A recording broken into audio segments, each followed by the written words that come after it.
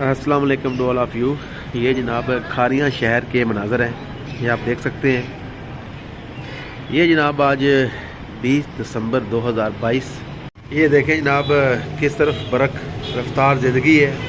हर तरफ आपको रश के मनाज़र नज़र आ रहे होंगे। ये देखें गाड़ियाँ हैं सड़क के ऊपर भी और साइडों पर भी।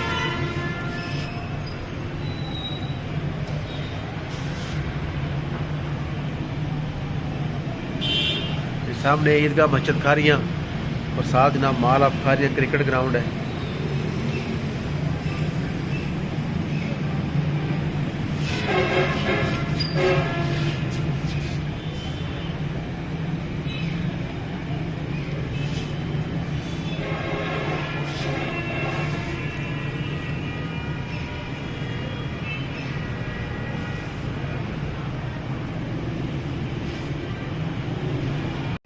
हाँ जी जनाब, ये देखे सामने मलक बारबेक्यू रेस्टोरेंट है, flavour chicken biryani and fish point.